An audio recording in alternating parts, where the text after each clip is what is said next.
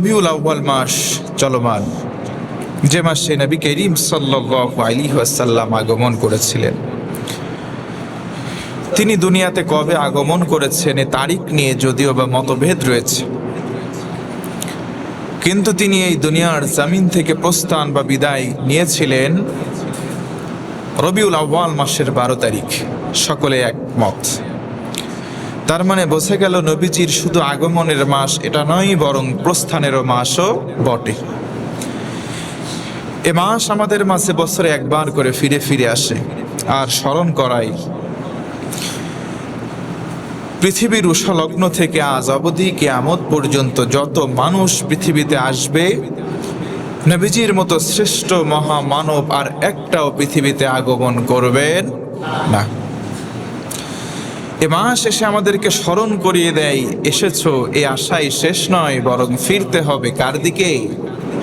আল্লাহর দিকে। নবীজি পর্যন্ত পৃথিবীতে থাকেন নাই, তার মানে যিনি থাকার তিনিই থাকেন নাই। এ পৃথিবীটা আল্লাহ তাআলা সাজিয়েছেন সৌন্দর্যের একেবারে সর্বশেষ যে চূড়ান্ত রূপ ছিল, সেটি ছিল একমাত্র আমাদের নবী মুহাম্মদুর রাসূলুল্লাহ সাল্লাল্লাহু আলাইহি ওয়াসাল্লাম। তিনি থাকার আর তিনিই থাকেন নাই। আর আমরা তো অনেক পরের তবকার মানুষ, আমরা সবাই পাপী। নবীদের জীবনে কোনো গোনা ছিল না, তারা ছিল মাসুম। আর এমন কোনো আদমজাত সন্তান নাই যার জীবনে গোনা নাই, এমন ব্যক্তি একটাও বর্তমানে নাই, ভবিষ্যতেও আসবে না। নবীজি বলেছেন কুল্লুকুম খাত্তাউন। নবীর সামনে সাহাবায়ে কেরাম ছিলেন।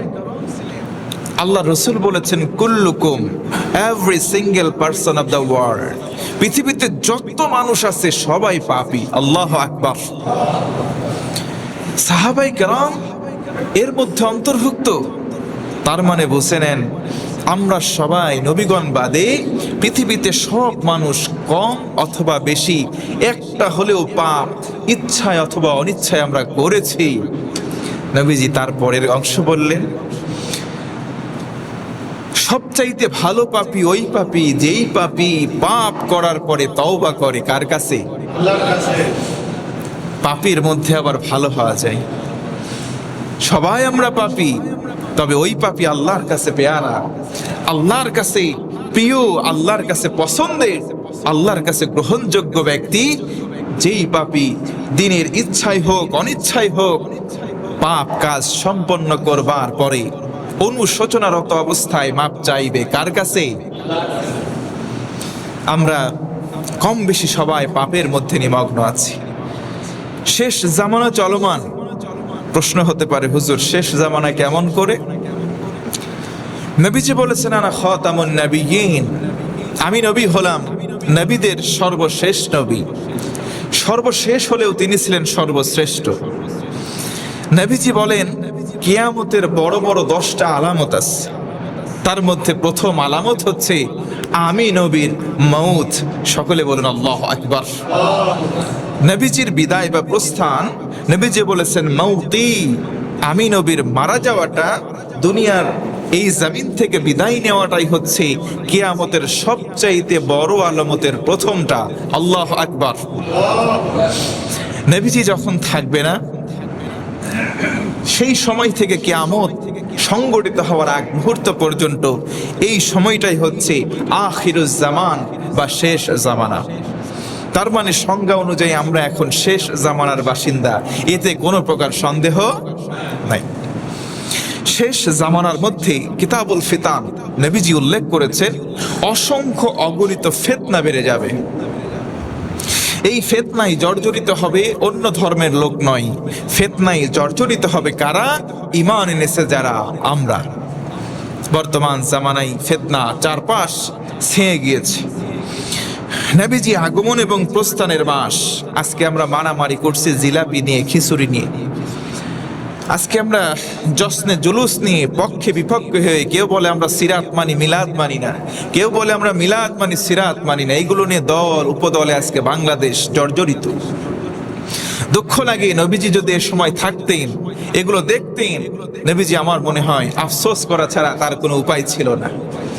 কারণ নবীজি তো এই ইসলাম রেখে যান নাই, শেষ যখন নবীজির ভাষণে দুইটা জিনিস রেখে যাওয়ার ইঙ্গিত করলেন, নবীজি বলেন, আমি আমার পরে, তিনি বলতে পারতেন যে আমি আমার পরে আবু বকরকে রেখে গেলাম, তোমরা একে ধরো, তোমরা জান্নাতে যাবা, এমন কথা তিনি বলেননি। তিনি বলতে পারতেন আমি ওমরকে রেখে গেলাম, আঁকড়ে ধরো, পথ হারাবে না, তা বলেন নাই। তিনি বলতে পারতেন আমার মেয়েকে রেখে গেলাম, অথবা আমার জামাই আলীকে রেখে গেলাম, তোমরা আঁকড়ে ধরো, পথ হারা হবে না। না, তিনি বলেছেন আমি দুইটা জিনিস রেখে গেলাম, যদি মাড়ির দাঁতের মতো শক্ত করে মজবুত করে আঁকড়ে ধরতে পারো, কোশ্চিন কালেও তোমরা পথ হারা হবে না, পথ বিচ্যুত হবে না, জান্নাতের পথেই থাকবা। জোরে বলুন সুবহানাল্লাহ। নাম্বার 1, 1 নম্বর হচ্ছে কিতাব আল্লাহ, আল্লাহ পাকের কিতাব, তার মানে হলো কোরআন আল কারীম। আরেকবার বলুন সুবহানাল্লাহ। 2 নম্বর নবীজি বললেন ও সুন্নাত রাসূলি, আমি রসুলের যত সুন্নাহ রয়েছে, রীতি রয়েছে, নীতি রয়েছে, পন্থা রয়েছে, এগুলো যদি আঁকড়ে ধরো, কোনোদিন তোমরা পথ হারা হবে না। যেই পথ জান্নাতের পথ, যেই পথ আল্লাহ পাওয়ার পথ, যেই পথ স্বয়ং রসুলের রেখে যাওয়া পথ। সুবহানাল্লাহ। আজকে কোরআন বাদ দিয়ে, নবীর সঠিক সুন্নাহ বাদ দিয়ে আমরা পড়ে আছি বিভিন্ন মত আর পথ নিয়ে। সেই কথা আজকে আলোচ্য বিষয়ে আসবে ইনশাআল্লাহ। এ পর্যায়ে জানতে যাচ্ছে আপনারা সকলে কেমন আছেন? আমাদেরকে ভালো রাখেন কে? আল্লাহ পাক ভালো রাখেন। দুনিয়ার কোনো ডাক্তার, কোনো মেডিসিন আমাদেরকে ভালো রাখতে পারে না। এগুলো শুধুমাত্র মাধ্যম ছাড়া অন্য কিছু নয়। আমরা সবাই অসুস্থ, কেউ বা শারীরিক, কেউ বা মানসিক। মনের মধ্যে যন্ত্রণা নাই, মনের মধ্যে তিক্ততা নাই, এমন কোন মানুষ খুঁজে পাওয়া যায়? কম বেশি সবার মনের মধ্যে দুঃখ, যন্ত্রণা, বেদনা, ভালো না লাগা, এটা থাকবেই, কারো কম কারো বেশি। আল্লাহ তাআলা যেন প্রত্যেক প্রকার বালা মুসিবত থেকে আমাদের হেফাজত করেন, পড়ে না আমিন। এই সিরাতের মাস, নবী আগমনের মাস, নবী প্রস্থানের মাস আমাদেরকে অ্যালাউড করে, প্রতি বছর একবার করে আসে। সারা বছর বাকি 11টা মাস কেমনে চলবো, এটা রিমাইন্ডার হিসেবে রবিউল আউয়াল আসে। রবিউল আউয়াল আবার চলে যাবে, শিক্ষা দিয়ে যাবে। নবীজি যে সুন্নাহগুলো রেখে গিয়েছেন, সেই সুন্নাহগুলোকে ছেড়ে অন্য কোনো মত, অন্য কোনো পথ আঁকড়ে ধরে মুক্তি পাওয়া সম্ভব নয়। নবী করিম সাল্লাল্লাহু আলাইহি ওয়াসাল্লাম আদিষ্ট হয়েছিলেন এক ওহীর মাধ্যমে। এই ওহীগুলো পাঠিয়েছেন আল্লাহ। আল্লাহ তাআলা বলেন, ওই যে বনি ইসরাইল, আমার গত দিনের আলোচনায়, ভাতিজা তার চাচাকে হত্যা করেছিল। হত্যা করার পরে নিজের বাড়িতে না রেখে আরেকজন নিরপরাধ মানুষের বাড়ির সামনে লাশটা ফেলে আসে। উদ্দেশ্য কি? উদ্দেশ্য হলো ধরি মাছ নাসুই পানি, হত্যা করছি আমি, আমার গায়ে কোনো কালি আসবে না, দাগ আসবে না, আমার প্রতি কোনো অভিযোগের তীর আসবে না। অভিযোগের তীর আসবে কার? বাড়ির মালিক যেই ব্যক্তি, সেই ব্যক্তির রেখে আসা হলো। তাই হলো যখন গ্যাঞ্জাম পরিপূর্ণভাবে বেঁধে গিয়েছে, সবাই শরণাপন্ন হলো নবী মূসা আলাইহিস সালাতু ওয়াস সালামের কাছে। আল্লাহর পক্ষ থেকে ওহী আসলো, সেই মোতাবেক তারা কাজ করলো, কিন্তু একটু পেঁচিয়ে করার কারণে আল্লাহ বলেন তাদের জন্য কঠিন করে দেওয়া হবে। তার মানে এখান থেকে শিক্ষা নেন, প্রতিটা ইসলামের বিধি আর বিধান হচ্ছে আমাদের জন্য সহজ। ইসলামের আরেকটি পরিভাষা হচ্ছে ইসহাল, আরেকটি হচ্ছে ইয়াসার। প্রত্যেকটা ইসলামের বিধি আর বিধান মানুষ হিসেবে পালন করা, মান্য করা আমাদের জন্য সহজ, যদিও বা আমরা মনে করি এটা কঠিন, কিন্তু না। আমি আরবি ভাষা ও সাহিত্যের একজন ছাত্র। আরবি ভাষায় যাকে আমিরুশ শুআরা বলা হয়, কবি সম্রাট, তিনি সলাত নামে একটা প্রবন্ধ রচনা করেছেন আরবি ভাষায়। তিনি ওখানে উল্লেখ করেছেন, লাউ লাম তাকুন সলাতান রাসুল ইবাদত, যদি নামাজ আদায় করাটা শ্রেষ্ঠ ইবাদত না হতো, এই নামাজ যদি মুসলমানদের মধ্যে শ্রেষ্ঠ ইবাদতে পরিণত না হতো, তবে মেডিকেল সায়েন্স, চিকিৎসা বিজ্ঞান এই নামাজটাকে পৃথিবীর শ্রেষ্ঠ ব্যায়ামে পরিণত করত। জোরে গণ সুবহানাল্লাহ।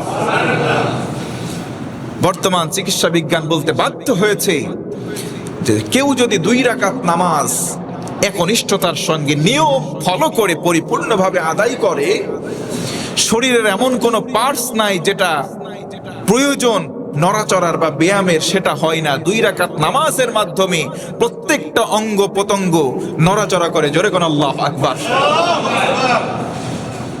ইসলাম নামাজকে বাধ্যতামূলক করেছে, ফরজ করেছে। এই ইসলামের মধ্যে নামাজ ফরজটা আল্লাহর জন্য করে নাই, স্পষ্ট প্রমাণ হয় এই নামাজটা আমাদের ভালোর জন্যই ফরজ করা হয়েছে। ইসলাম কত সুন্দরভাবে শিক্ষা দিল। নবীজি সাল্লাল্লাহু আলাইহি ওয়াসাল্লাম শুধু নয়, তার আগেও নবী ছিলেন, তার আগে অসংখ্য পয়গম্বর এসেছেন, দুনিয়াতে বিদায় নিয়েছেন। তারা সবাই ছিলেন এই জাতির রাহবার। মুসা আলাইহিস সালামের কাছে চলে গেল। উম্মতেরা যাওয়ার পরে আল্লাহ পাকের পক্ষ থেকে তিনি ওহীর অপেক্ষা করলেন। ওহী যখন চলে আসলো, মুসা আলাইহিস সালাম বলে দিলেন, যাও গরু জবাই করো, গরুর গোশতের টুকরা মৃত লাশের উপরে ছুঁড়ে মারো, মৃত লাশ দাঁড়াবে, কে হত্যা করেছে হত্যাকারীর নাম বলে দেবে। আরেকবার আল্লাহু আকবার। তারা পেঁচিয়ে নিল, তারা গোড় পাকালো। গরুর ক্লাসিফিকেশন নির্ণয় করতে তাল বাহানা করার কারণে গরুর বর্ণনা আল্লাহ পাক কঠিন করে দিলেন। তার মানে ইসলাম মানতে গিয়ে যদি আমরা পেঁচিয়ে নেই, এটা আমাদের জন্য কঠিন হয়ে যাবে। এজন্য বেশি প্রশ্ন নয়, প্রয়োজনীয় প্রশ্ন করতে শিখুন। বেশি প্রশ্নকারী বেশিরভাগ ফিতনা তৈরির কারণও বটে। এজন্য বেশি প্রশ্ন নয়, প্রয়োজনীয় প্রশ্ন করব। কেমন ভাবে? ফাসআলু আহলা যিকর ইন কুনতুম লা তা'লামুন। আল্লাহ কোরআনে বলেন, যদি কোনো বিষয়ে তোমরা অজ্ঞ থাকো, অপরিপূর্ণ জ্ঞান থাকে, ফাসআলু আহলা যিকর, ওই বিষয়ের পূর্ণ জ্ঞান যার কাছে আছে তাকে তোমরা জিজ্ঞেস করে ওই জ্ঞানটা জেনে নাও। এটা আবশ্যিক। জোরে বলি সুবহানাল্লাহ। ইন কুনতুম লা তা'লামুন, শর্ত দিলেন। ইন মানে যদি, কুনতুম মানে তোমরা, লা তা'লামুন ওই বিষয়টা না জেনে থাকো। শর্ত।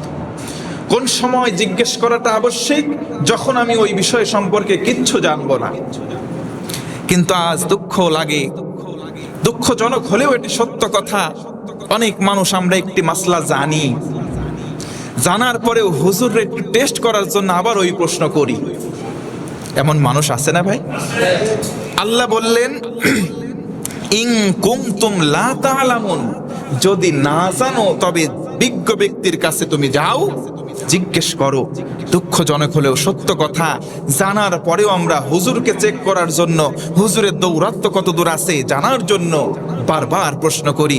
মনে রাখবেন, জিজ্ঞেস করা ভালো, প্রয়োজনীয় জিনিস, তবে অতিরিক্ত জিজ্ঞাসা করাটা এটি শয়তানি লক্ষণ। জোরে বলুন নাউজুবিল্লাহ। মুসা আলাইহিস সালাম বলে দিলেন, আল্লাহ পাক সেটি সম্পন্ন করে দিলেন। ওই মৃত মানুষ আবার তাজা হয়ে গেল। বলে দিল, আমার হত্যাকারী আমার আপন ভাতিজা। আচ্ছা প্রিয় বন্ধুগণ, বলুন তো, যে আল্লাহ পাক এই উদাহরণ পেশ করছেন নবীজি সাল্লাল্লাহু আলাইহি ওয়াসাল্লামের জামানায়, এই ঘটনা ঘটেছে বনি ইসরায়েলের সময়, মুসা নবীর সময়। সেই ঘটনা এক্সপ্লেইন করতে আল্লাহ নবীজির সময়, এই ঘটনা ঘটেছে কত আগে, বর্ণনা করছেন কত পরে। আজকে আসি আমরা তার থেকেও অনেক দূরে। কথা বলেন ঠিক কিনা? কারণ কি? আল্লাহ পাক আয়াতের পরের অংশে শেষের দিকে বলেন, এগুলো এই কারণে দিয়েছি যাতে করে পরবর্তী প্রজন্ম এখান থেকে শিক্ষা গ্রহণ করে। একটু আওয়াজ করে বলি আল্লাহু আকবার। কোরআনের প্রত্যেকটি ঘটনা, মিসাল, প্রত্যেকটি উপদেশ, প্রত্যেকটি নিষেধ আমাদের জন্য শিক্ষার কারণ। আজকে কোরআনকে আমরা কি খতমের মাধ্যম বানিয়েছি। বাপ মারা গেছে, দাদা মারা গেছে, মা মারা গেছে, হাফেজদেরকে ডাক দাও, ভাড়া করে আনো, খতম দাও, 2 খতম, 10 খতম, 20 খতম দাও। হুজুর আমার বাড়িতে মিলাদে আসছেন, 10 খতম মারছি। কয় খতম? 10 খতম। দোয়া করেন ভালো করে। হুজুরও দোয়া করে চলে যায়। আরে ভাই, উদ্দেশ্য যদি আমি জানতে ব্যর্থ হই, ওই কিতাব দিয়ে আমার কোনো ফায়দা আসতে পারে না। এই কিতাব এসেছে মানুষের ভাগ্য বদল করতে, এই কিতাব কখনো খতম দেওয়ার জন্য আসে নাই। তার মানে আমরা রোগীর চিকিৎসা, আমরা সবাই রোগী, চিকিৎসা করার জন্য কোরআন এসেছে। আজকে আমরা এটাকে ঝাড়ফুঁকের কিতাব বানিয়ে ফেলেছি। হুজুর তাবিজ করে নকশা লেখে, সূরা ইয়াসিনের নকশা লেখে। কে আবিষ্কার করছে? আই ডোন্ট নো, আমি জানি না। আল্লাহ হেফাজত করুক, পড়ে না আমিন। কোরআন এসেছে পৃথিবীর মানুষদেরকে ভালো রাখার জন্য। আরেকবার আল্লাহু আকবার। এটাকে কখনো শুধু হেফজের কিতাব বানাবেন না, এটাকে শুধুমাত্র তেলাওয়াতের কিতাব বানাবেন না। কোরআন এসেছে প্রত্যেকটা সমাজের মানুষকে ভালো রাখার জন্য, তার প্রত্যেকটা মানুষের ন্যায্য অধিকার ফিরিয়ে দেওয়ার জন্য কোরআন এসেছে গাইডলাইন হিসেবে। আল্লাহু আকবার। মুসা আলাইহিস সালাতু ওয়াস সালাম ওহীর মাধ্যমে হত্যাকারী শনাক্ত করে দিলেন, হত্যার বিচার সম্পন্ন হয়ে গেল বনি ইসরায়েলের সময়। আর আজকে তো কত আধুনিক সময় আমরা আছি। দুঃখ লাগে, ঢাকা বিশ্ববিদ্যালয়, যে বিশ্ববিদ্যালয়টা হচ্ছে বাংলাদেশের ফোকাসিং পয়েন্ট, এডুকেশনাল পারপাসে যদি আমরা মনে করি যে একমাত্র বা প্রথম টপ লেভেলের ইউনিভার্সিটি সেটা হচ্ছে ঢাকা ইউনিভার্সিটি, সেই ইউনিভার্সিটির মতো জায়গায়, বুয়েটের মতো জায়গায় নিরপরাধ মানুষগুলোকে আমরা হত্যা হতে দেখেছি, খুন করা হয়েছে। সম্প্রতি একটা চিত্র আপনারা হয়তো অনেকে জানেন যে বাংলাদেশের মানুষ শিক্ষার একটা শিক্ষাঙ্গনের ভিতরে নিরপরাধ একটা পাগল মানুষ, মস্তিষ্ক সেরকম ভাবে কাজ করে না, ভারসাম্যহীন একজন ব্যক্তি, তাকে চোরের অপবাদ দিয়ে হত্যা করা হয়েছে। বাংলাদেশের একটি প্রাণও অন্যায়ভাবে ঝরে না পড়ুক, আল্লাহ যেন এই তৌফিক বা পরিস্থিতি দান করে, পড়ে না আমিন। আমরা দেখেছিলাম ইতোপূর্বে আমাদের এক ভাই বাংলাদেশি, এরপরে আমরা দেখেছিলাম হিন্দু ভাইকে কুপিয়ে হত্যা করা হয়েছিল, আখ্যা দেওয়া হয়েছিল অমুক করে তমুক করে। তার উপরে আমরা দেখেছিলাম শহীদ আবরারকে ট্যাগ দিয়ে তাকেও কুপিয়ে হত্যা করা হয়েছিল, রডের বাড়ি দিয়ে হত্যা করা হয়েছিল। কথা বলেন ঠিক কিনা? এই হত্যাকাণ্ডগুলোর মূল হোতা বা হত্যাকারী কারা? এই ওহী, এই আয়াত ওই শিক্ষা দেয় যে সঠিক তদন্ত করো। মূল হত্যাকারী আছে আড়ালে, আর বাড়ির সামনে লাশ ফেলে তাকে শুধুমাত্র ফাঁসিয়ে দেওয়ার চেষ্টা করা হচ্ছে। এটা হয়েছে বনি ইসরায়েলের সময়, আজও হচ্ছে তাই। মূল হত্যাকারীদেরকে বের করে এনে যদি সঠিক মাত্রায় শাস্তি দেওয়া যেত, আমার মনে বলে আরেকটা হত্যাকারী, হত্যা তো দূরের কথা, হত্যা করার জন্য চিন্তা চেতনাও তার মাথার মধ্যে আসতো না। প্রিয় বন্ধুগণ, দুঃখ লাগে, স্বাধীনতার সুফল আমরা সবাই পাবো, আমরা ইচ্ছাও করি যে পাবো, আল্লাহ পাক যেন দেয়, পড়ে না আমিন। স্বাধীনতার মানে এই নয়, স্বাধীনতার মানে এই নয় যে আমার দিকে জনসমর্থন একটু বেশি আছে বিধায় আমি যা ইচ্ছা তাই করব। এর মানে স্বাধীনতার পূর্ণ ব্যবহার এটা হতে পারে না, হতে পারে না এবং হতে পারে না। স্বাধীনতার উদ্দেশ্য হচ্ছে আমিও বাঁচবো আমার মতো করে, আপনিও বাঁচবেন আপনার ন্যায্য অধিকারের ভিত্তিতে। এর নাম স্বাধীনতা। আর এই স্বাধীনতাটা কোনো জাতীয়তাবাদ শিক্ষা দিতে পারে না। এই স্বাধীনতাটা শিক্ষা দেয় বাস্তবায়ন করার এই কোরআন, আর এই কোরআনের মালিকানা কার? আল্লাহ। আমরা সেই ইসলামের, আমরা সবাই এক একজন নাগরিক, সেই ইসলামের নাগরিক। ইসলামের নাগরিক কারা? মুসলমান যারা। সুবহানাল্লাহ। আপনারা কি কষ্ট পাচ্ছেন? আল্লাহ তাআলা এই কথাটা বললেন যে তৎকালীন সময় হয়েছে, আজকের দিনেও হচ্ছে, ইন ফিউচার কিয়ামত পর্যন্ত এই ঘটনাগুলো হতেই থাকবে। শিক্ষা নাও, শিক্ষা নাও, অন্যায়ের মূল উৎপাটন করতে শেখো। যদি অন্যায়ের মূল উৎপাটন করতে পারো, ভবিষ্যতে আর অন্যায় হবে না। এতদিন আমরা হজম করছি, অন্যায় দেখার পরেও চুপ করে থাকছি, হজম করছি, করতে করতে করতে করতে শেষ পর্যায়ে পর্যন্ত এমন পরিস্থিতি হয়েছে যে অন্যায় দেখার পরেও আমরা চুপ করে আছি, অন্ধের মতো, বোবার মতো।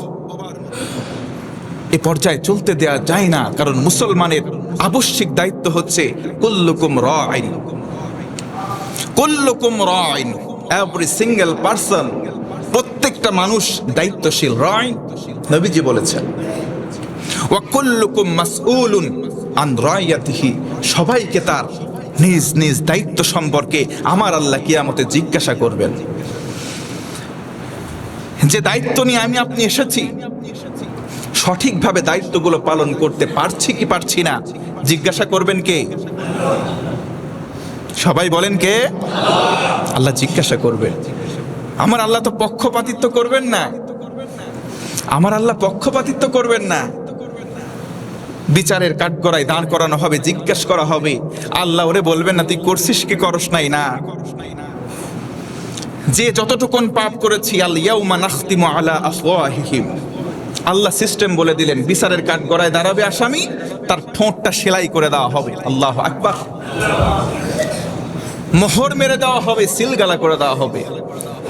ওয়াতুকাল্লিমুনা আইদিহিম, মানুষের হাতের জবান খুলে যাবে, মানুষের প্রত্যেকের হাত কথা বলবে। আল্লাহু আকবার। ওয়াতাশহাদু আরজুলুহুম বিমা কানু ইয়াকসিবুন, মানুষের দুইটা পা দিয়েছি, আল্লাহ বলেন কিয়ামতের দিন সাক্ষী দেবে এই বেটা অন্যায় করছে না ন্যায় করছে, ন্যায়ের পক্ষে থাকছে নাকি অন্যায়ের পক্ষে থাকছে, এই পা দুইটা সাক্ষী দেবে। আল্লাহু আকবার।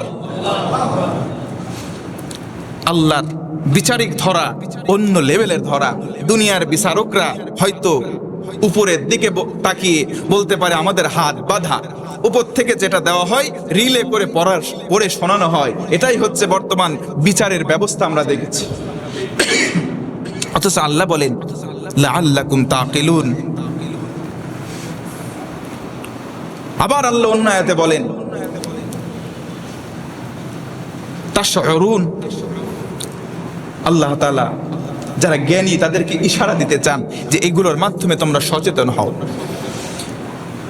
সচেতনতা যদি অর্জন করতে তোমরা ব্যর্থ হও, ঘোর কালো তমসাচ্ছন্ন পরিস্থিতি সামনে চলে আসবে।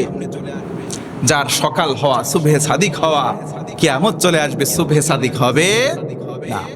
আল্লাহ তাআলা বলেন মুসা আলাইহিস সালাতু ওয়াস সালাম বিচার করে দিলেন, সঠিক হত্যাকারী শনাক্ত হয়ে গেল, বিচার করা হলো, ইনসাফ প্রতিষ্ঠা হয়ে গেল। সুবহানাল্লাহ পড়ে। আমরাও বলতে চাই যে হত্যাকারীর সঠিক বিচার হোক। আপনারা চান কি চান না? আমার আল্লাহ চাই হত্যাকারীর সঠিক বিচার। এটা যদি কায়েম হয় ওই সমাজের মধ্যে শান্তির ফুলকোধারা ফুটবে। সুবহানাল্লাহ বল। এজন্য হত্যাকারীদের পক্ষে কোনো কথা নাই, একটা কথাও নাই হত্যাকারীদের পক্ষে। হত্যাকারী যারা তাদের বিপক্ষে থাকতে হবে, কারণ বিপক্ষে সরাসরি কে? আল্লাহ বলেছেন হত্যাকারীর বিপক্ষে যাও, সঠিক মাত্রায় রায়টা কার্যকর করে দাও। ইসলামের নামে যেই শান্তি রয়েছে এই শান্তির ফুলকোধারা এই সমাজ পাবেই পাবে যদি হত্যাকারীর সঠিক বিচার করা হয়। সুবহানাল্লাহ। রাজনীতির গন্ধ পাচ্ছেন নাকি? আল্লাহ কোরআনে বলেছেন আল্লাহি, পৃথিবীতে যদি রাজনীতির কিতাব থেকে থাকে সবচাইতে শ্রেষ্ঠ কিতাব হচ্ছে এই কোরআন আল কারীম। সুবহানাল্লাহ। কারণ নবীজির এই রবিউল আউয়াল মাস, আগমনের মাস, প্রস্থানের মাস, নবীজি সংবিধান, লিখিত কোনো সংবিধান লিখেন নাই। 10 বছর তিনি প্রেসিডেন্ট ছিলেন মদিনার। সুবহানাল্লাহ বলবেন না? কয় বছর? 10 বছর। তিনি কোন লিখিত সংবিধানের আকারে দেশ পরিচালনা করেন নাই। সরাসরি আল্লাহ পাকের যে ওহী অর্থাৎ এই কোরআন দিয়েই 10 বছর রাজ্য পরিচালনা করেছেন, গোটা মদিনাটা পরিচালনা করেছেন। সুবহানাল্লাহ পড়ে। আচ্ছা বলেন, একটা অন্যায় তখন আমরা দেখেছি? আওয়াজ দেন, দেখেছি? বরং যদি নবীর অর্থাৎ নবীজি বলেন আমার মেয়ে ফাতেমাও যদি চুরি করে ধরা পড়ে, আল্লাহর নামের কসম আমার মেয়ের হাতও আমি কেটে দেব। আল্লাহু আকবার। নবীজি কোরআন দিয়ে বিচার করলে কেমন হয়? নবীজি বলেছেন আমার ঔরসজাত, আমার কন্যাও যদি চুরি করে ধরা পড়ে, প্রমাণ হয়ে যায়, আমি মুহাম্মদ আল্লাহর নামে শপথ করে বললাম আমার মেয়ের হাত আমি কেটে দেব। একটু আল্লাহু আকবার বলবেন না? আর আজকে আমরা দেখেছি সিস্টেম, কোরআন নাই বিধায় নিজেও চোর, নিজের পুতো চোর, কন্যাও চোর, নাতি পর্যন্ত চোর, কোনো বিচার হয় না। আর যদি কোরআন থাকতো সবগুলোর হাত কাটা যেত, আর এই হাত কাটা গেলে অন্য চোরেরা সতর্ক হয়ে যেত। আর এই জন্য দায়ী কিন্তু তারা না, দায়ী আমরা জনগণ। কথা বলে ঠিক কিনা? সাবধান, সাবধান। জান্নাত আল্লাহ পাক এমনি এমনি রাখে নাই, জাহান্নামে এমনি এমনি রাখে নাই। মানুষের বিবেকের উপরে প্রশ্ন করেন, আপনি আপনার নিজেকে প্রশ্ন করেন, অন্যায়কারীকে কতটা সমর্থন করেছেন আর ন্যায়ের পক্ষে কতটুকুন থেকেছেন। আল্লাহ পাক ঠিক মুসা নবীর ওই কাহিনীর মাধ্যমে এটাই শেখাতে চান। জোরে কন্না আল্লাহু আকবার। আল্লাহ বলেন সুম্মা কাসাত কুলুবুকুম মিন বাদি যালিকা ফাহিয়া কাল হিজারা। আমি এই মিসাল বা এক্সাম্পল আল্লাহ বলেন আমি এই জন্য দিচ্ছি, এইগুলো শোনার পর, এই কথাগুলো কার? সবাই বলেন না কার? আল্লাহ বলেন এই উদাহরণটা আমি এই কারণে দিলাম, এগুলো শোনার পরে maximum people of the society, বেশিরভাগ মানুষ, এই সমাজের বেশিরভাগ মানুষ, তাদের অন্তরটা পাথরের চাইতে বেশি শক্ত হয়ে যাবে। ঘোষণা কার? এই কথাগুলো শোনার পরেও এখানকার মানুষও, আমার বিশ্বাস, তাদের অন্তরটা আল্লাহর ভাষ্য অনুযায়ী পাথরের মতো শক্ত হয়ে গেছে। মনে মনে বলতেছে আব্দুল করিম আরবি হুজুর রাজনীতি মনে হয় নতুন করে শুরু করছে। কারণ ঘোষণাগুলো দিচ্ছে কে? আল্লাহ বলতেছেন।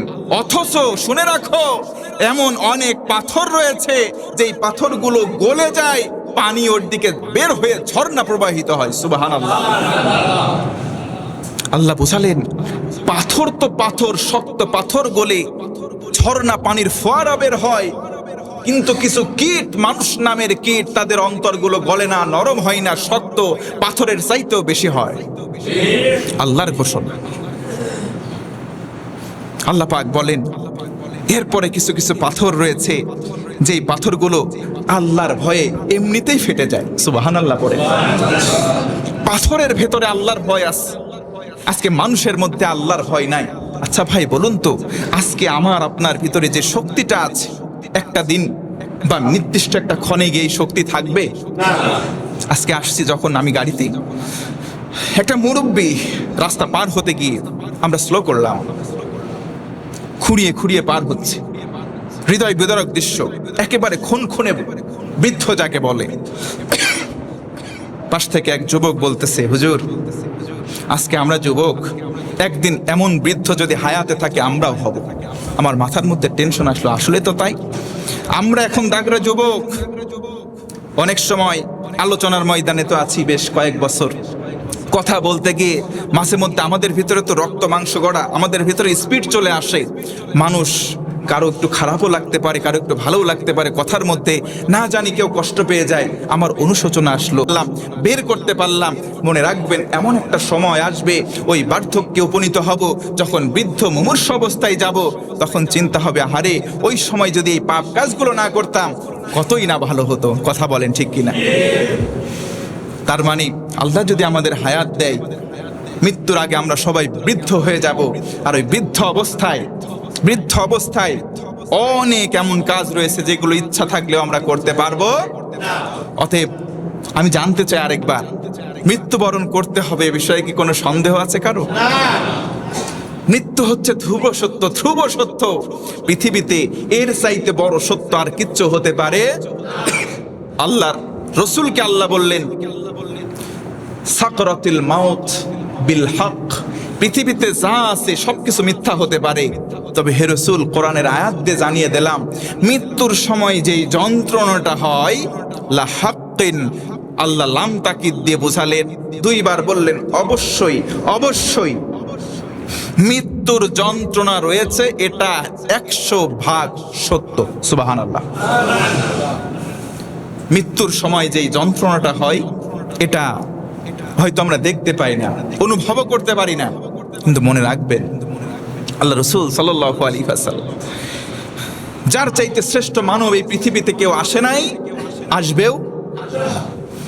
তিনি যখন প্রস্থান করবেন দুনিয়ার জগৎ থেকে, মালাকুল মাউত ফেরেশতা একটা হাত তার বুকের উপরে দিয়েছে, সঙ্গে সঙ্গে বললেন উহুদ পাহাড় কি আমার বুকের উপরে দিয়েছো? আল্লাহু আকবার।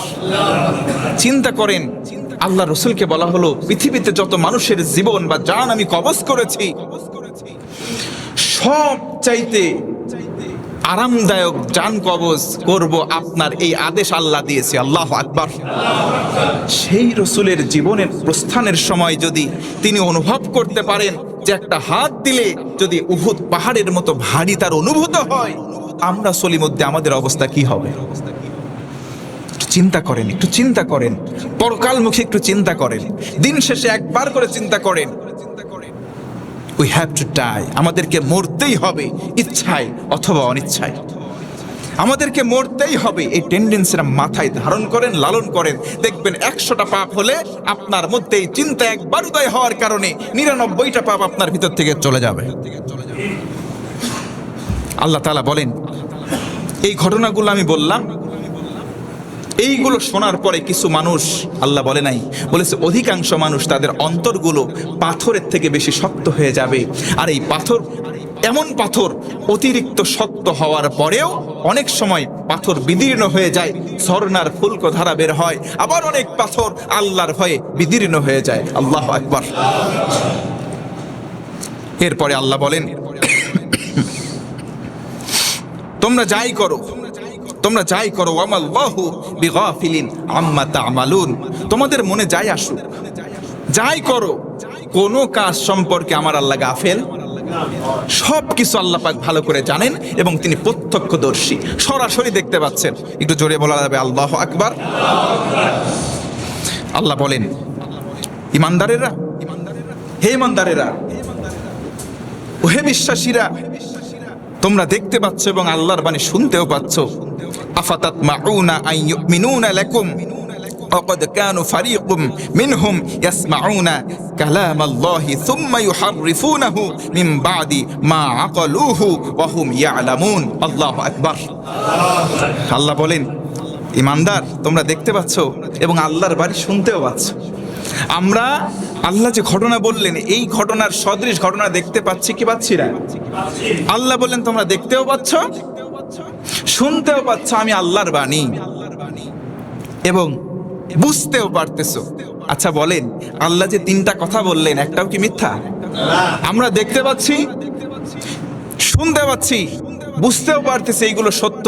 আল্লাহ বলেন, এর পরেও তোমাদের ভিতরে মিনহুম, এক প্রকার মানুষ থাকবে, তারা এগুলোকে বিকৃত করে মানুষের সামনে উপস্থাপন করবে। নাউজুবিল্লাহ বলেন। এইগুলোকে এক শ্রেণীর মানুষ জানার পরেও, দেখার পরেও, বোঝার পরেও বিকৃতি করবে, কনভার্ট করবে, মানুষের মাঝে প্রচার করবে। না না, এই ঘটনাগুলো তখন ঘটছে, ওই সময় শেষ, এমন ঘটনা ভবিষ্যতে ঘটবে না। এইগুলো নিয়ে এক শ্রেণীর মানুষ আপনাদেরকে, জনসাধারণ যারা একটু কম বোঝে কোরআন সুন্নাহ, তাদেরকে বোঝানোর চেষ্টা করবে এইগুলো হচ্ছে রাজনীতি, এইগুলোর সঙ্গে তোমরা যেও না। আল্লাহ পাক সে কথা বললেন। ওয়াইদা লাকুল্লাযীনা আমানু, ওই শ্রেণীর মানুষগুলো কি করবে? যখন লাকুল্লাযীনা, লাকিয়া মানে মিলিত হওয়া, দেখা করা, যখন ইমানদারদের সাথে ওই মানুষগুলো আসবে, ক্বালু, বহু বচন, তারা বলবে, আল্লাহ বলেন, আমান্না, ভাই হাত মিলাও, বুকে বুক মিলাও, আমিও মুমিন, তুমিও মুমিন, আমরা ইমানদার। ওই এক শ্রেণীর মানুষ যারা আল্লাহর আয়াতকে বিকৃত করে মানুষের সামনে প্রেজেন্ট করবে, তাদের খাসলাত বা চরিত্র হচ্ছে, ইমানদারের কাছে এসে বলবে, ভাই আমরা তো তোমার ইমানই ভাই, আমরা তোমারই ভাই, আসো বুকে বুক মিলাও, হাতে হাত মিলাও, আসো আমরা ঐক্যবদ্ধ হয়ে জোট করি। অথচ তারা কি করবে? ওয়াইদা খলা, এবং যখন সেখান থেকে খলা মানে খালি জায়গায় চলে যাবে, অন্য জায়গায় চলে যাবে, বা'দুকুম ইলা বা'দিন, একে অপরের প্রতি, ক্বালু আতুহাদ্দিসুনাহুম বিমা ফাতাহাল্লাহু আলাইকুম, তখন তারা বলবে, নির্জনে গিয়ে তখন তারা বলবে, আল্লাহ যা কিছু শুধুমাত্র তাদেরকে বলেছেন, এই কথা শুধু বিশ্বাসই তোমরা করো, আমাদেরকে বিশ্বাস করো না, যদি করো তাহলে ঠকে যাবে। তার মানে আল্লাহ আয়াত দ্বারা বোঝাচ্ছেন, ইমানদারদের সাথে এসে তারা বলবে, আমরা তোমাদের দলে। যখন তারা মিলিত হবে, তারা বলবে, আমরা ঐক্যবদ্ধ আছি, বিশ্বাস নিয়ে শুধুমাত্র আমরা সিনিমিনি খেলতেছি। জোরে কর নাউজুবিল্লাহ। তাহলে আয়াতগুলো প্রতীয়মান করে, প্রমাণ করে, শিক্ষা দেয় যে আজও পৃথিবীতে কিছু কিছু উলামায়ে সু, নিকৃষ্ট কিছু আলেম উলামা আছে, এই কোরআনের আয়াতগুলো, হাদিসের ব্যাখ্যাগুলো অস্পষ্ট করে ঘুরিয়ে মানুষের সামনে প্রচার করে, দিন থেকে, ইকামাতে দিন থেকে মানুষদেরকে দূরে ঠেলতে চায়। এগুলো ছিল, আল্লাহ বললেন ভবিষ্যতেও থাকবে। থাকবে কতদিন? কোরআন আছে যতদিন, অর্থাৎ কিয়ামত হয় নাই যতদিন, এই আলেম ওলামাও থাকবে ততদিন। কোথায় কোথায় সেই সমস্ত আলেম? কিছু কিছু আলেম আছে না, তাদেরকে টর্চ লাইট দিয়েও খুঁজে পাওয়া যাচ্ছে না। আছে না উলামায়ে সু খুনিদের সঙ্গে গিয়ে তাদের নামে দোয়া করে। প্রকাশ্য খুনি, প্রকাশ্য অন্যায়কারীর বিরুদ্ধে কোরআনের বা আল্লাহর রাসূলের বিধান হচ্ছে অন্যায় করা, অন্যায়কে সমর্থন করা একই পাপ। নাউজুবিল্লাহ বলবেন না? একজন একটা পাপ করেছে, ওই পাপকে একজন সমর্থন করেছে, পাপকারী পাপ করে যেই রকম গুনাহগার হয়েছে, আরেকজন সমর্থন করে তার সমান পাপে এও পাপী হয়েছে। কোথায় যাচ্ছি আমরা? কোথায় যাচ্ছি আমরা? আল্লাহ তাআলা বলেন মানুষের মধ্যে এই শ্রেণীর মানুষগুলো নামে ইমানদার হবে, প্রকৃতপক্ষে তারা ইসলামের চরম দুশমন। আল্লাহ তাআলা বলেন ওমা ইউলিনুন, যা কিছু তাদের অন্তরে আছে আল্লাহর কাছে কিন্তু সব প্রকাশিত। আল্লাহর সিসি ক্যামেরায় সব ধরা পড়ছে, আল্লাহর সিসি ক্যামেরার মধ্যে সব ধরা পড়ছে। আল্লাহ বলেন এক সেকেন্ড, একটা কদম তোমরা ফেলছো, ওইটা আমার নজরের বাইরে নাই। আল্লাহু আকবার। এক কদম কোথায় ফেলছি আমি আপনি, আল্লাহ বলেন আমার দৃষ্টির এক সেকেন্ড বাহিরে কেউ নাই, সবকিছুর অবজারভেশন আমি আল্লাহ করছি। আরেকবার বলুন সুবহানাল্লাহ। আল্লাহ বলেন ওয়ামিনহুম উম্মিয়ুনা। আপনারা কি বিরক্ত হচ্ছেন? গরম লাগে? পরিবেশটা, এনভায়রনমেন্টটা যদিও গরম, এ সময় একটি কোট বলি, মানুষ অসুস্থ হচ্ছে এই সময়, সারাদিন গরম, এর মাঝে আবার ঠান্ডা। দেখবেন আজকে ফজরে যারা উঠেছেন ওই সময় কুয়াশা পড়ছিল, খেয়াল করছেন কিনা জানি না। জানবেন কি করে? ফজরে তো হুজুর নামাজই পড়ি না, জানবো কিভাবে? এমন মানুষ আমরা অনেকে আছি। যদিও বা আপনার রাগ হচ্ছে, কিন্তু এটাই বাস্তব এবং সত্য কথা। ঠিক বলবে না বেশি জন, কারণ নামাজ তো ফজর পড়ে না। ওই দেখেন, দেখছেন? আল্লাহ পাক আমাদের সঠিক বুঝ যেন দান করে, পড়ে না আমি। হুজুর ওয়াজ করেন, সেই সুন্দর লাগতেছে, ফাটাফাটি ওয়াজ, হুজুর সেই ইসলাম এই জায়গায় কায়েম করে ফেলবো। ফজরের নামাজ সেই ব্যক্তি পড়ে নাই, সেই ব্যক্তি ফজরের নামাজ পড়ে না, অথচ এসে আগে আগে বলে হুজুর হ্যাঁ দিন কায়েম করে ফেলবো। হুজুর এই ছাদের নিচেই বের হয়ে গেলে চাচ্ছিলাম তাই। ভাই মনে রাখবেন, মনে রাখবেন, বাংলার জমিনে ইসলাম কায়েম হবে না ততদিন, ফজরের নামাজের চিত্র আর জুমার নামাজের চিত্র এক হবে না যতদিন। একটা কথা লিখে রাখেন, দিন কায়েম যে দলই করুক, যে দলই চেষ্টা করুক, যে দলই চেষ্টা করুক, অবশ্যই নিঃসন্দেহে এটা ভালো কাজ, অবশ্যই আমরা তার পক্ষে আছি। কথা বলেন ঠিক কিনা? কিন্তু ফজরের নামাজের চিত্র আর জুম্মার নামাজের চিত্র যতদিন মসজিদে এক হবে না, দিন কায়েম অসম্ভব ব্যাপার হয়ে যাবে। ফজরের নামাজে হুজুর কুয়াশা পড়ছে কিনা তা তো জানি না, আপনি কইতেছেন তাই শুনতেছি। ফজরের সময় দেখলাম কুয়াশা পড়তেছে, একটু যখন সূর্যের ব্রাইট থেকে ব্রাইটার হচ্ছে, ব্যবসা গরম চলে আসছে। সাবধান থাকবেন, এ সময় পর্যাপ্ত পরিমাণ পানি পান করবেন, এ সময় একটু ছায়ায় থাকার চেষ্টা করবেন, মাঝে মধ্যে রুমাল ভিজিয়ে মুখটা মুছে নেবেন, মাঝে মধ্যে একটু ছায়া জায়গায় থাকবেন, ছাতা ব্যবহার করবেন। ছাতা আমরা মনে করি বৃষ্টির দিনের সঙ্গী ছাতা না, অ্যাজ এ সান প্রোটেক্টর আপনি ছাতা ব্যবহার করতে পারবেন। এই যে সানগ্লাস ব্যবহার করবেন, সানগ্লাস ব্যবহার করবেন বাইরে যখন যাবেন। আবার বলতে পারেন হুজুর ভাব নিচ্ছেন নাকি সানগ্লাস দেখায়? না, এগুলো হচ্ছে চোখের জন্য, সংরক্ষণাবেক্ষণের জন্য। একটু যদি আপনি সক্ষম হন ব্যবহার করবেন, এতে শরীর ভালো থাকবে। কথা বলেন ঠিক কিনা? এগুলো উপকরণ সম্পর্কে অনেকে আমরা না জেনে অসুস্থ হয়ে যাচ্ছি। আমার ছোট ছেলেটা হঠাৎ করে গতকাল অসুস্থ হয়ে পড়ছে। দুই ভাই স্কুল থেকে আসছে, আসার পরে দৌড়াদৌড়ি করতেছে। আমি একটু কাজের মধ্যে বাজারে গেছি, ওইদিকে আমার এক আত্মীয় বাসায় আসছে, আইসক্রিমওয়ালা বাড়ির দিকে টুনটুন করতে করতে গেছে। দুপুরবেলা একবারে খেমে অস্থির ওই অবস্থায় আইসক্রিম কিনে দিয়েছে, দুইজন খাইছে। এইদিকে কাশি, এইদিকে ঠান্ডা, নাক দিয়ে পানি, রাতে দেখি আবার জ্বর। এই অবস্থা অনেকেরই হচ্ছে চারিদিকে। এজন্য বললাম এই পরিবেশটা অত্যন্ত ভয়াবহ পরিস্থিতি, এ সময় একটু সতর্ক থাকবেন ইনশাআল্লাহ। অনেকের অতিরিক্ত গরমে ডায়রিয়াও হয়ে যাচ্ছে। আল্লাহ পাক যেন প্রত্যেক প্রকার বালা মুসিবত থেকে আমাদের সবাইকে হেফাজত করেন। যে কথা বলছিলাম, আল্লাহ বলেন ওয়ামিনহুম উম্মিয়ুনা, তোমাদের ভেতরে কিছু মানুষ আছে যারা অজ্ঞ, যারা কম জানে। যারা কি জানে? কম জানে। লা ইয়ালামুনাল কিতাব, তাদের কাছে কিতাবের জ্ঞানও নাই।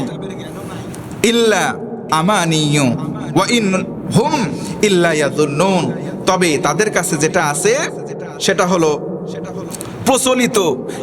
প্রচলিত কিছু কুসংস্কার। আজকেও সমাজের মধ্যে তাকান যে আমাদের ভেতরে কিছু কিছু মানুষের উপরে এমনভাবে প্রভাবিত করেছে কিছু কুসংস্কার। এই রাস্তায় যাচ্ছিস, এই তোর বাপের ডাক দিস না, অনেক দূর চলে গেছে, পেছন দিক থেকে ডাক দিলে অমঙ্গল হয়। আছে না নাই? এইরকম কুসংস্কার আছে না নাই? আল্লাহ বলেন ওয়ামিনহুম উম্মিয়ুনা, তাদেরকে খোঁজ নাও, তাদের মধ্যে কোরআনের জ্ঞান নাই, কিতাবের জ্ঞান নাই, বিধায় তারা এই কুসংস্কারকে ধারণ করছে। আবার বলতেছে ডান হাত চুলকাচ্ছে, টাকা আসবে, বাম হাত চুলকাচ্ছে, এ টাকা চলে যাবে। মনে রাখবেন একটা জিনিস, যে জিনিস যত ছেড়ে দেবেন ওই জায়গাটা তত স্বচ্ছ হবে। ইউনফিকুন, আপনি যত বেশি দান করতে থাকবেন ওই জায়গাটা আল্লাহ খালি রাখবে না। 100 টাকা আপনার পকেটে আছে, আপনি 100 টাকার মধ্যে 50 টাকা দান করে দেন, ওই নোটটা কিন্তু চেঞ্জ হয়ে গেল, 50 টাকার নোট হয়ে গেল।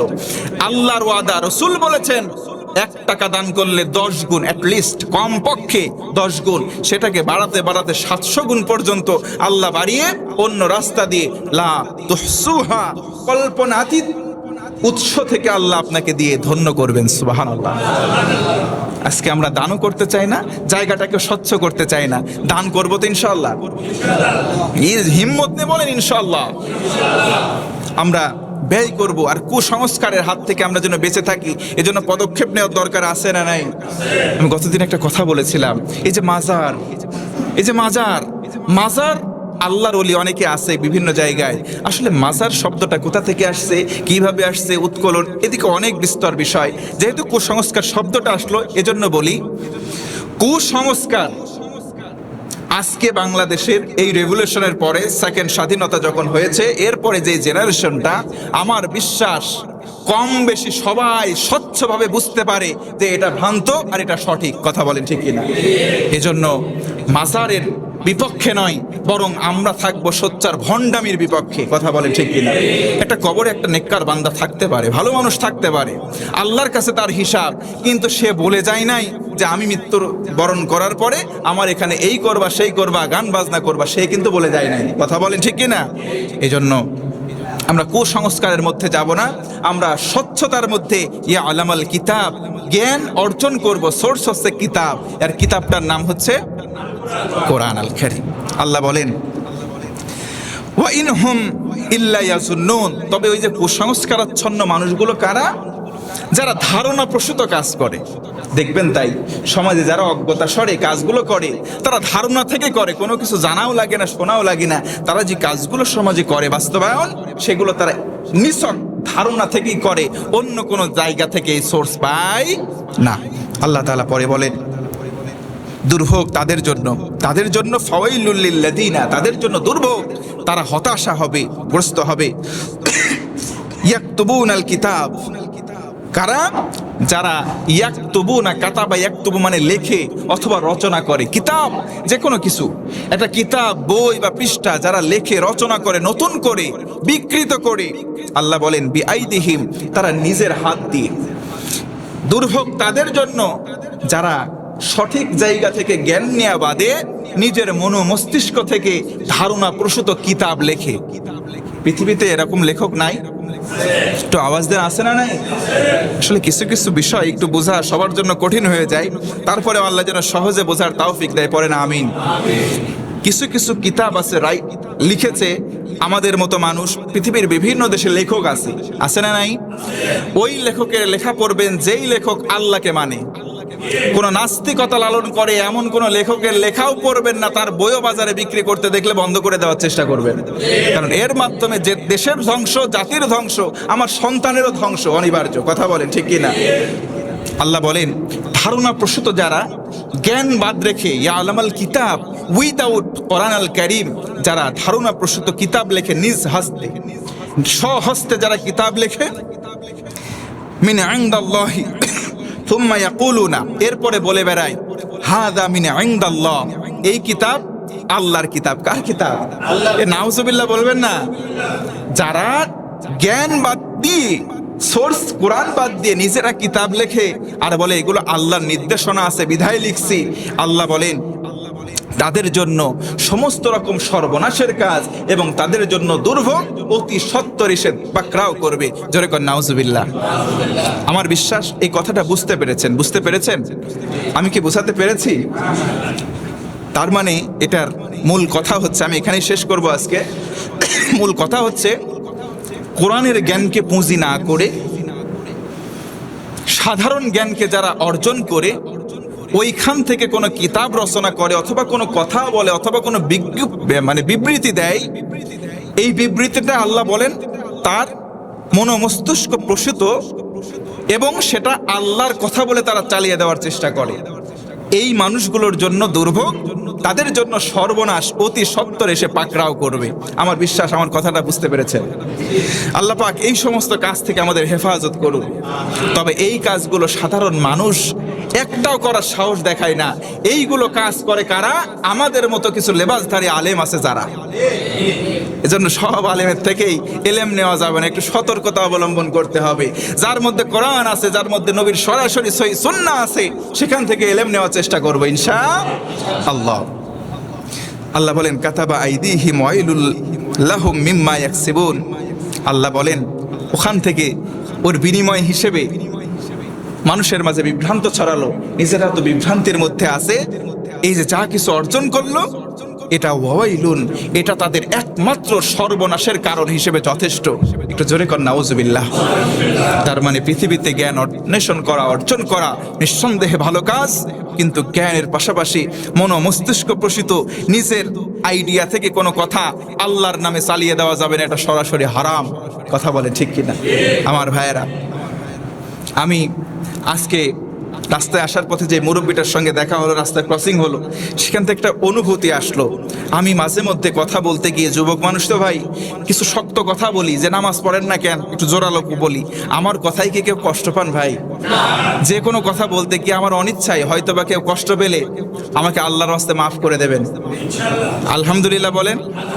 আমি চেষ্টা করব আরো কিভাবে সুন্দর ভাষায় আপনাদেরকে বোঝানো যায় সেই চেষ্টা করবো ইনশাআল্লাহ। হুজুরের ভুল হবে না ধারণাটা করা ঠিক নাই, কারণ আমরা বলতে গিয়ে 1 ঘন্টা কথার মধ্যেও কিছু ভুল থাকতে পারে, ভাষাগত কিছু তারতম্য আসতেই পারে। আমরা তো মানুষ, আসতে পারে কি পারে না? এজন্য আমাদের প্রতি অন্যরকম বিরূপ ধারণা না করে ওই খারাপ জিনিসটাকে শোধন করে দেবেন, উল্টিয়ে দেবেন। আল্লাহ পাক আমাদের সবার সুদৃষ্টিটা যেন খুলে দেয়, পড়েন আমিন। সবাই সবার জায়গা থেকে সচেতন হন। আপনার দ্বারা একটা মানুষও যেন দুঃখ না পায়, কষ্ট না পায়, এদিকে সতর্ক থাকবেন। আর এই সতর্কতা শিক্ষা দিয়েছেন মুহাম্মদ সাল্লাল্লাহু। তিনি যেমন ছিলেন পিতা হিসেবে আদর্শবান, স্বামী হিসেবে আদর্শবান, সমাজের নেতা হিসেবে আদর্শবান, একটা ইতিমের কাছে আদর্শবান, গোটা উম্মতের কাছে তিনি আদর্শবান একজন মহামানব ছিলেন। জোরে কান আল্লাহু আকবার। তার আগমনের মাস, তার প্রস্থানের মাস।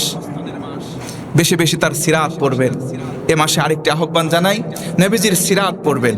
আমি গত বুধবারে 18 তারিখে আমার এলাকায় একটি সিরাত সম্মেলন করেছি। আলহামদুলিল্লাহ, প্রাথমিকভাবে যদি একটু সমস্যা হয়েছিল, শেষমেশ আলহামদুলিল্লাহ গণ বিপ্লবের মাধ্যমে আমার সেই সিরাত মাহফিলটা সম্পন্ন হয়েছে। আল্লাহ যেন কবুলও করে নেয়, পড়ে না আমিন।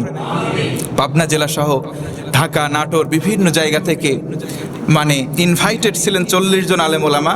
সেখানে ইনভাইটেড আসলে কিছু কিছু জনের সঙ্গে ঘনিষ্ঠতা এত বেশি, তুই দাওয়াত দিস নাই তো কি, আমি আসবো। দাওয়াত দিতে ভুল করছো, আমি যাইতে ভুল করব না। এমন করে প্রায় 100+ আলেম ওলামা আমার আহ্বানে ওখানে চলে এসেছিল। আলহামদুলিল্লাহ, এলাকার মধ্যে একটা অন্যরকম পরিস্থিতি তৈরি হয়েছে। না, এরকম সিরাত সম্মেলন প্রত্যেক জায়গায় হওয়ার দরকার। কথা বলেন ঠিক কিনা? নবীজির জীবন যদি না জানি, আর আমার জীবনটা বৃথা হয়ে যাবে। এজন্য আপনাদেরকেও একটা আহ্বান জানাবো, প্রতি বছর কমপক্ষে বছরের যে কোনো সময় সিরাতের উপরে আপনারা যে কোনো একটা সম্মেলন করুন।